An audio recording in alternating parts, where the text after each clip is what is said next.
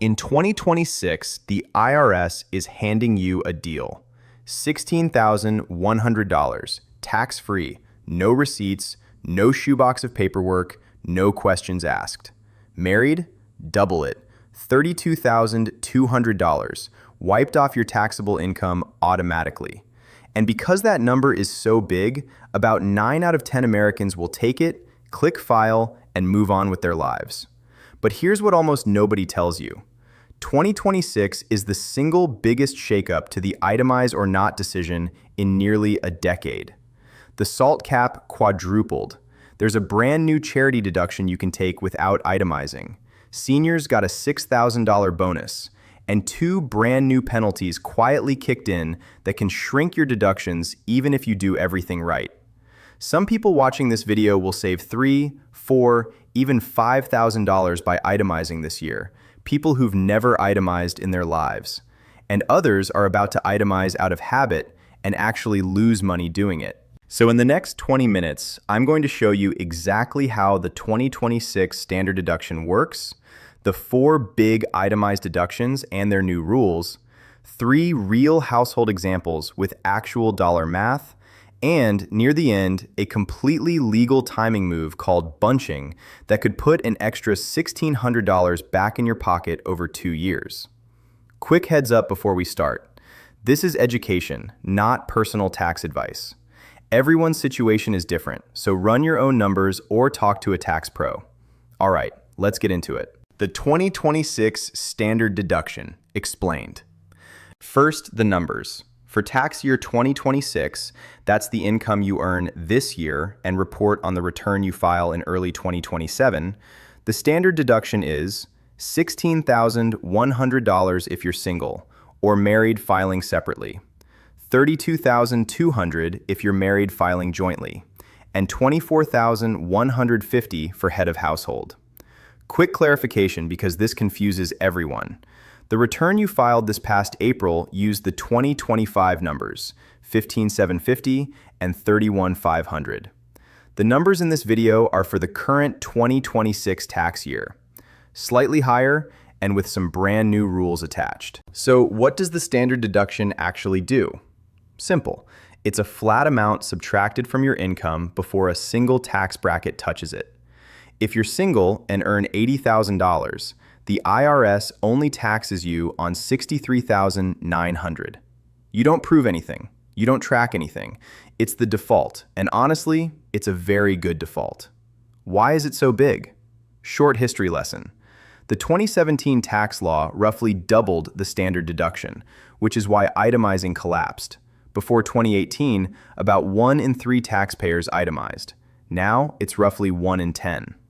That doubled deduction was scheduled to expire after 2025, but the big tax bill signed in July 2025, the One Big Beautiful Bill Act, made it permanent and even added a boost on top.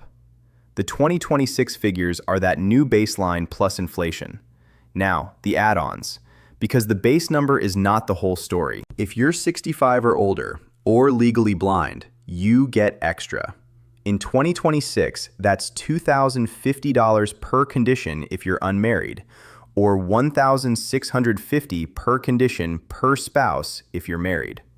And yes, they stack. A single filer who is both over 65 and blind adds it twice.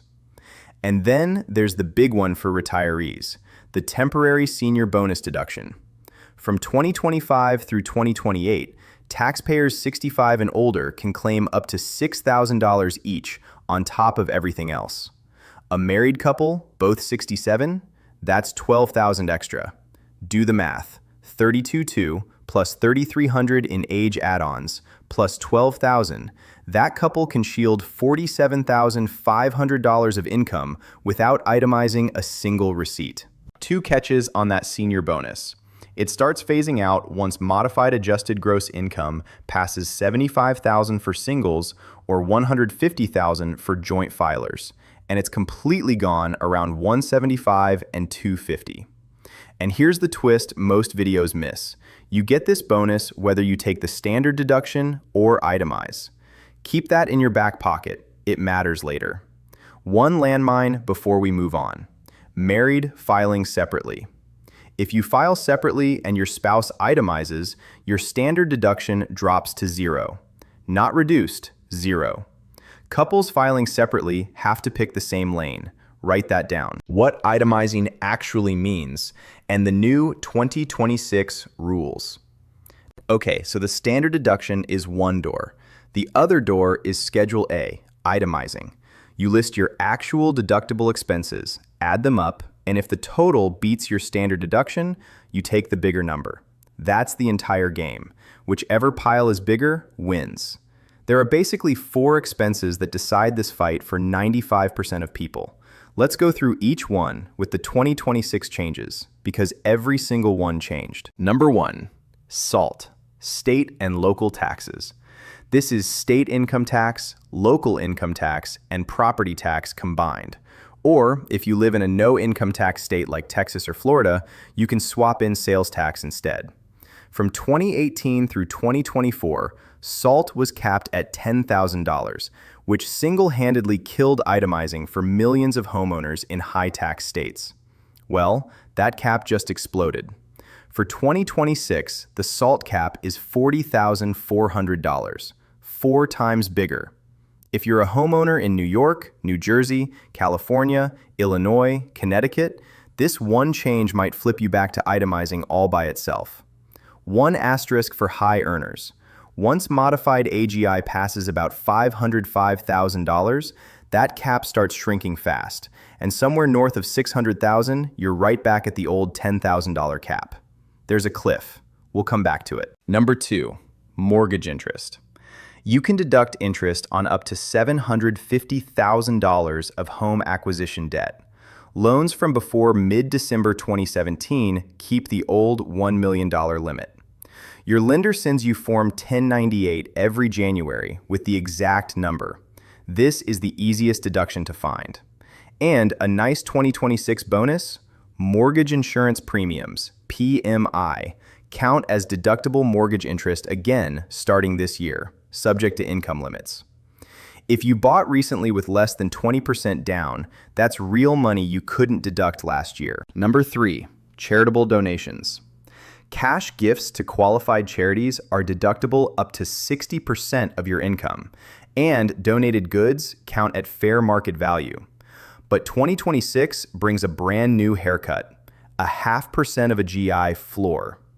Only giving above 0.5% of your adjusted gross income counts. Example, your AGI is $200,000. Your first $1,000 of donations, cash or goods combined, gets you nothing. Everything above that counts.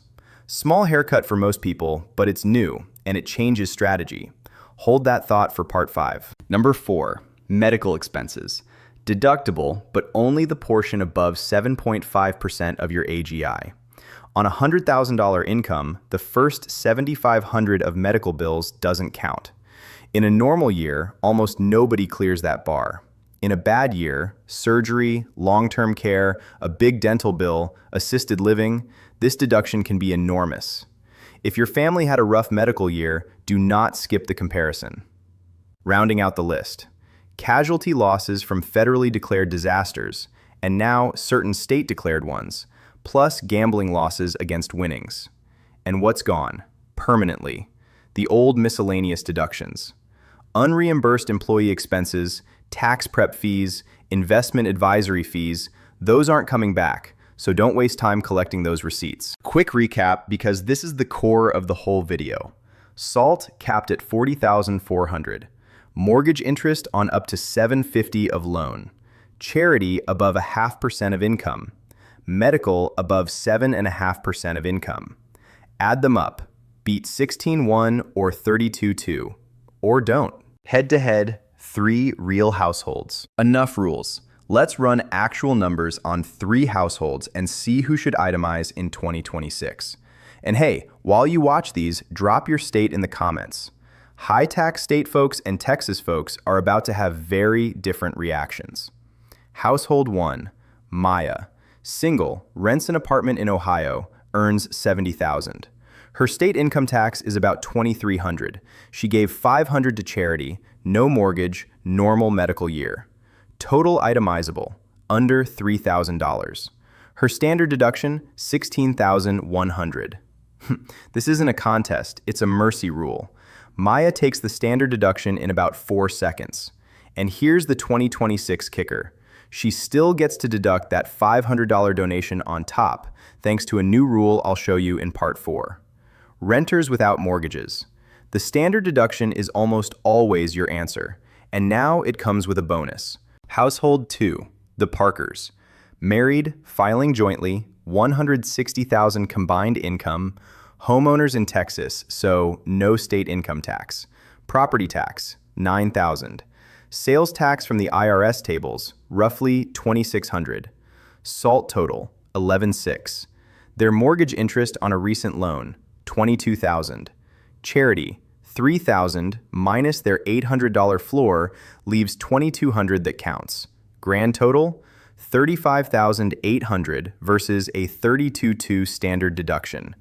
Itemizing wins by $3,600, and in their 22% bracket, that's roughly $800 of real tax savings. Not life-changing, but that's a car payment for entering numbers you already have. The lesson: even in no income tax states, a newer mortgage alone can tip you over. Household 3, David and Priya. Married, New Jersey, $300,000 income. State income tax around $16,000. Property tax, $16,000. That's $32,000 of SALT, and for the first time in years, all of it counts under the new $40,400 cap. Mortgage interest, $18,000. Charity, $6,000, minus their $1,500 floor, so $4,500 counts. Total, $54,500 versus $32,200. That's $22,300 extra in deductions. Call it over $5,300 saved in their bracket. Now here's the part that should make every high-tax state homeowner sit up.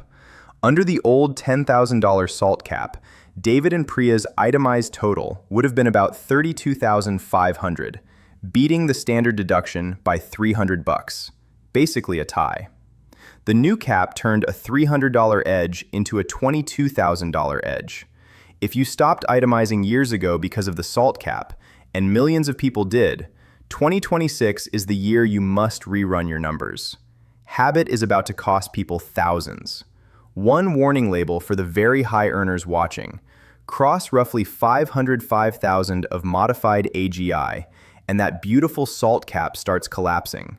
30 cents lost for every dollar over, until you're back at $10,000, a little past $600K. If you're near that line, income timing at year-end genuinely matters. The 3 2026 curveballs nobody's talking about. Now the fine print that separates this video from the generic ones. 3 brand new rules, live as of January 1st. Curveball 1, the best of both worlds. Starting in 2026, standard deduction takers get a charitable deduction too.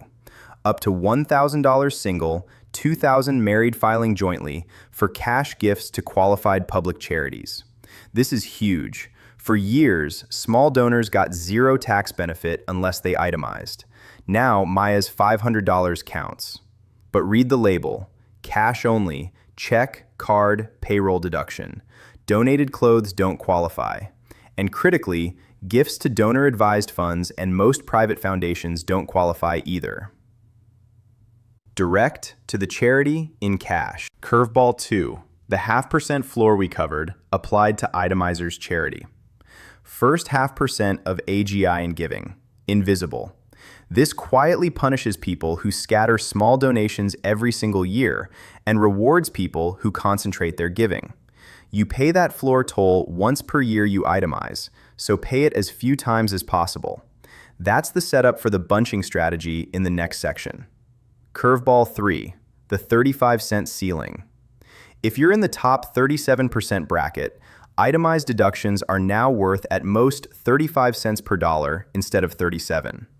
On a $10,000 donation, that's $3,500 of tax savings instead of $3,700. $200 per 10 grand. It adds up fast for big givers. If that's you, appreciated stock and the retiree move coming up in part 5 matter more than ever. And one more reminder while we're stacking rules. That senior bonus, $6,000 per person 65 plus, sits outside this fight entirely. Itemize or not, you get it if you qualify under the income limits. A 68-year-old in New Jersey can itemize 50 grand on Schedule A and still claim the $6,000 bonus. Deductions stacking on deductions. That's the 2026 tax code for you. The strategy section, bunching, DAFs, and timing. All right, the move I promised in the intro. It's called bunching, and 2026's new rules made it more valuable than ever. Here's the problem it solves. Say a couple gives $12,000 a year to charity and has $26,000 in SALT and mortgage interest. Every year they itemize about $37,000, only about $5,000 better than just taking the standard deduction. They're paying the itemizing toll, that charity floor, every single year for a modest edge. The bunching play. Compress 2 years of giving into one. In year one, they give $22,000, ideally through a donor-advised fund, which lets them take the full deduction now and actually distribute the money to charities over time. Year one itemized total, about $47,000.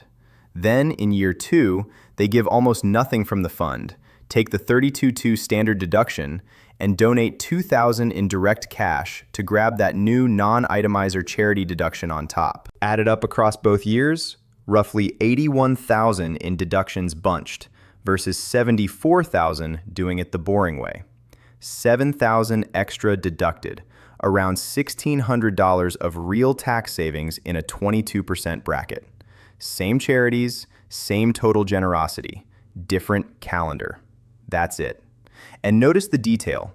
Hold back a little direct cash giving for the standard deduction year, because donor-advised fund contributions don't count for the non-itemizer deduction.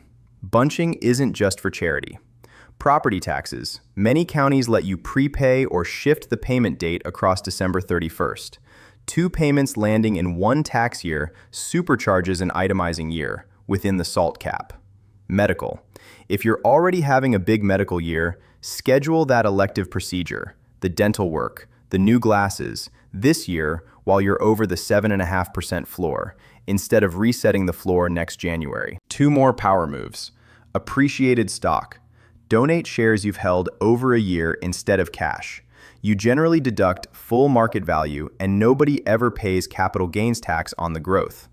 And for retirees 70.5 or older, this might be the single best move in the entire video, the qualified charitable distribution.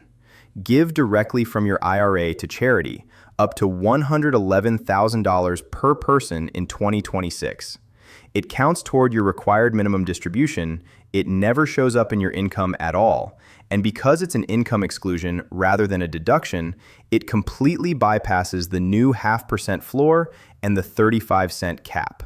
Retirees who write checks to church or charity from their bank account while sitting on an IRA are, frankly, donating on hard mode. And underneath all of this, the master key: you choose fresh every single year. Standard this year, itemize next year, back to standard after. The IRS does not care. The winning pattern for many families is exactly that alternation. One loaded itemizing year, one clean standard year, repeat. Your 60-second decision framework and the mistakes to avoid. Let's make this dead simple. Ask yourself 4 questions. 1. Do I own a home with a mortgage, especially one from the last few years at higher rates? 2. Do I live in a high tax state or pay big property taxes anywhere? 3. Did I give more than a couple % of my income to charity? 4. Did I have a brutal medical year? 0 yeses? Take the standard deduction, grab the non-itemizer charity deduction if you gave cash, done. You just did optimal tax planning in under a minute. 2 or more yeses? You owe yourself 30 minutes. Pull your Form 1098 from your lender, your property tax bill, your state withholding from your W-2, your donation receipts, and add them up against 16.1 or 32.2. Better yet, let software do it. Every major tax program compares both paths automatically. But hear this clearly, it can only compare what you enter. The #1 way Americans lose money on this decision is silence. skipping the deductions section entirely because I always take the standard deduction. The software can't find what you never typed. The other classic mistakes, rapid fire. Assuming last year's answer is this year's answer. The 2026 rule changes specifically broke that assumption. The married filing separately trap. One spouse itemizes, the other's standard deduction is 0. Coordinate or bleed. Forgetting your state return. Several states have low standard deductions or separate rules, so itemizing might win on your state return even when federal says standard. Missing paperwork. Donations of $250 or more need a written acknowledgement from the charity, and non-cash donations over $500 need Form 8283. No paper, no deduction if you're ever audited. And counting a donor-advised fund gift toward the new non-itemizer deduction doesn't qualify. Cash to the charity directly. So, should you ever itemize? Here's the honest answer to the title. For roughly 9 out of 10 Americans, renters, most retirees, homeowners with small or paid-off mortgages, no. The standard deduction wins, and in 2026, it wins with a charity cherry on top. But for the other 10 or so percent, homeowners with real mortgages, anyone in a high-tax state, big givers, and families hit with major medical bills, 2026 is the best year to itemize in nearly a decade, and skipping the comparison could cost you 4 figures. Your homework tonight, one thing.